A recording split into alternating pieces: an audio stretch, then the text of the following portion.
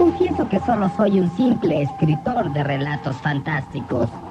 Desde mi más temprana infancia, me he sentido subyugado por la secreta fascinación de lo desconocido y lo insólito. Los temores inexplicables, los sueños grotescos, las fantasías más extrañas que obsesionan nuestra mente han tenido siempre un poderoso e inexplicable atractivo para mí. En la literatura, he caminado con Poe por senderos ocultos, me he arrastrado con Machen entre las sombras y he cruzado con Lovecraft las regiones de las hórridas estrellas. Me he sumergido en las profundidades de la tierra, guiado por los relatos de la antigua ciencia. Mi obstinación me obligó a llevar a describir los seres fantásticos que moran en mis sueños tenebrosos. Esta misma inclinación por lo siniestro se manifestaba también en mis preferencias musicales. Mis discos compactos favoritos eran el Sabbath Bloody Sabbath, el Rain in Blood, Diary of a Madman y el execrable Immortal Rights. Mi fascinación por lo malévolo y repugnante me llevó a escribir guiones para cierto ominoso programa de radio llamado El Cráneo. Mi vida interior se convirtió muy pronto en un perpetuo festín de horrores fantásticos. Sin embargo, no solo de pesadillas vive el hombre, por lo que tuve que empezar a trabajar en serio, pues mi situación económica era precaria. Ante la imposibilidad de realizar trabajos manuales o de oficina, decidí que viviría de la insondable imaginación que ahogaba mi mente. Escribiría sobre temas de terror, de obscuridad y de los enigmas de la muerte. O al menos ese era mi propósito. Ante la inexperiencia y falta de sentido literario, los primeros intentos fueron un sonado fracaso. En papel, mis fantasías más enfermizas eran simples listas de adjetivos. Resultaron mediocres y nadie los quiso publicar. Ante el apremio del verdadero horror que causa el hambre, trabajé laboriosamente sobre la máquina para pulir mi estilo. Tiempo después, me aceptaron el primer relato, luego el segundo, y así sucesivamente. Ya podía vivir de mis horrores personales, pero la ambición fue lo que me llevó a la ruina. Mi defecto fundamental eran los temas que escogía. Los vampiros, hombres lobo, profanadores de cadáveres y monstruos mitológicos eran material de escaso mérito. Debí escoger un tema nuevo para lograr un cuento fantástico de monstruosas proporciones, si entienden lo que quiero decir. Deseaba conocer los terrores de la tumba, el roce de las larvas en mi lengua, la fría caricia de una mortaja podrida sobre mi cuerpo. Anhelaba conocer las vivencias milenarias encerradas en los ojos vacíos de las momias, la maldad y sapiencia del cráneo y aprender lo que solo el gusano conoce. Busqué una manera de conseguirlo. Escribí a todos los esotéricos, magos y brujos de quienes pude conseguir direcciones. Un místico cuyas iniciales eran E.B. contestó mis primeras misivas. En ellas citaba algunos pasajes del Necronomicon. Luego se refirió al libro de Eibon, famoso por su contenido demencial y blasfemo. Él mismo había estudiado aquellos volúmenes que recogían el terror de los tiempos originales, pero me prohibió seguir adelante con mis investigaciones por considerarlas muy peligrosas.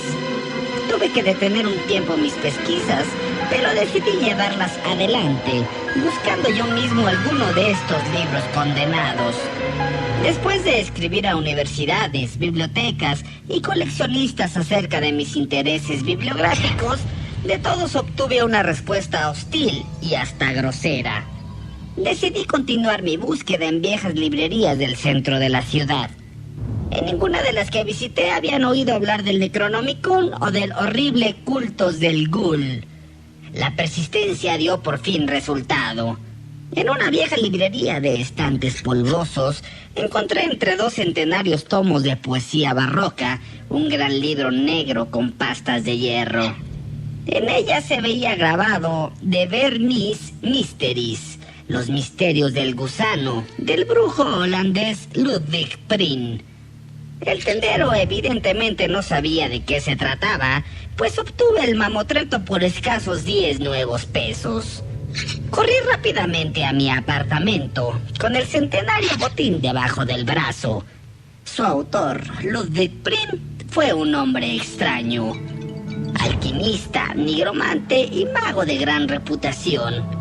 Él atribuía sus conocimientos de hechicería a los años en que, estando cautivo en Siria, convivió con brujos y magos negros. Se conservan manuscritos que dicen que este hombre tenía compañeros invisibles y servidores enviados de las estrellas. De regreso a Flandes, donde vivía en un antiguo sepulcro pagano en el bosque, donde tenía sus instrumentos mágicos, pócimas y demás herramientas de hechicería, fue atrapado por la Inquisición. Fue torturado, pero no declaró sus horribles ciencias. Fue encerrado en una mazmorra. En ese tiempo escribió Los misterios del gusano sin que nadie se diese cuenta. Prin fue condenado y quemado en la hoguera. Su libro apareció un año después en Colonia y fue condenado de inmediato. Se hicieron traducciones, pero solo algunos originales latinos se salvaron.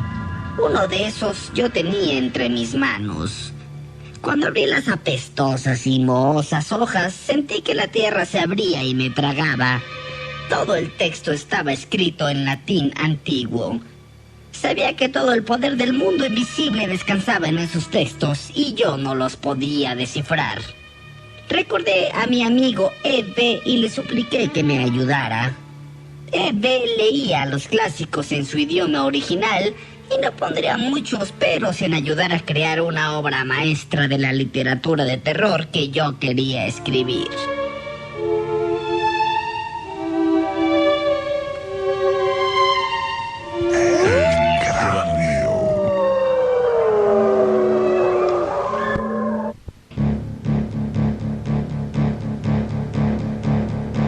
Crucé toda la ciudad y llegué cuando el viento aullaba la presencia de la diosa noche, cubriendo todo con su áspero y oscuro manto. Su delgada y alta silueta se recortaba contra la débil flama de una vela que se iba extinguiendo. Entre libros antiguos, manuscritos de magia negra y discos compactos de entes malditos como King Diamond, Morbid Angel u Obituary, le mostré la centenaria joya de la hechicería que traía bajo el brazo. Primero se meció el cabello color castaño claro y se sobó el mentón que dejaba ver una barba de 3 días. En el ambiente flotaba un presagio horrible y pavoroso que mi codicia desató sin que yo tuviera la menor idea.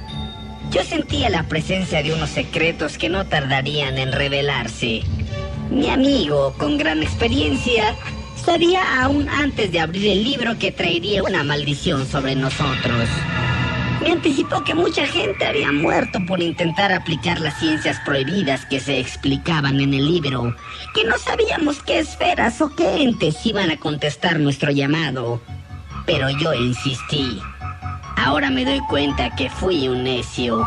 Abrí las pesadas tapas de hierro y comencé a pasarlas una por una. Al principio, E.B. solo veía sobre mi hombro y comentaba algunas palabras ahí escritas. Posteriormente acercó una silla para poder leer mejor y al final me arrebató el libro de las manos.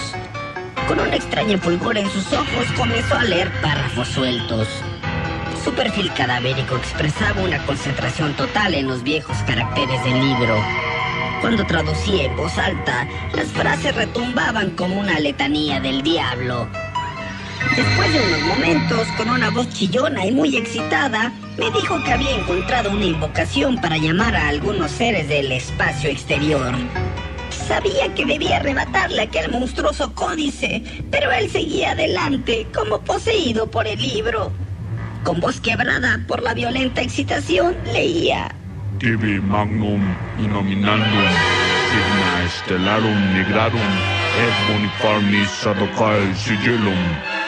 El ritual siguió adelante. Las palabras se alzaron como aves nocturnas de terror y muerte. Aquella llamada tuvo respuesta inmediata. Apenas Eve había terminado, sobrevino el terror. El cuarto se tornó frío. Por la ventana entró aullando un viento repentino y con él un alud de risas insanas, de carcajadas histéricas, mientras las paredes crujían y las hojas de las ventanas se combaban. Aquellas carcajadas que nadie profería llegaron a la quinta esencia del horror. Mi amigo se lanzó hacia la ventana y comenzó a gritar, manoteando como si quisiera zafarse del vacío. A la luz de la vela vi sus rasgos contraídos en una mueca de loca agonía. Un momento después, su cuerpo se levantó del suelo y comenzó a doblarse hacia atrás, en el aire, hasta un grado imposible. Inmediatamente sus huesos se rompieron con un chasquido horrible y su figura quedó colgando en el vacío. Tenía los ojos vidriosos y sus manos se crispaban convulsivamente como si quisiera agarrar algo que yo no veía. Los alaridos de mi amigo se mezclaban con aquella risa perversa. Su cuerpo combado, suspendido en el aire, se dobló nuevamente hacia atrás, mientras la sangre le brotaba de su cuello desgarrado como agua roja de una llave. Pero la sangre no llegaba al suelo. La risa se convirtió en un gorgoteo nauseabundo. Aquel ser invisible se alimentaba de la sangre de mi amigo. El cuerpo marchito de Eve se encogió, cayendo del suelo, horriblemente inmóvil. Junto a la ventana se hizo visible un resplandor rojizo, sangriento. La silueta de la presencia se fue definiendo.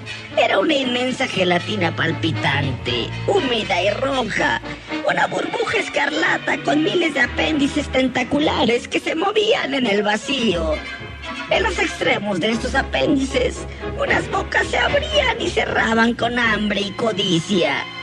Para fortuna de mi salud mental, tan pronto como acabó de desangrar a mi amigo, tomó con uno de esos tentáculos el libro y en medio de esas risas desquiciantes desapareció por la ventana con rumbo a las inmensidades espaciales de donde fue invocado.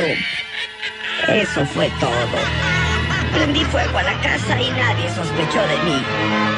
Ahora que estoy al borde de la locura, los recuerdos me asaltan mientras duermo. Sin embargo, sé que no permaneceré aquí por mucho tiempo.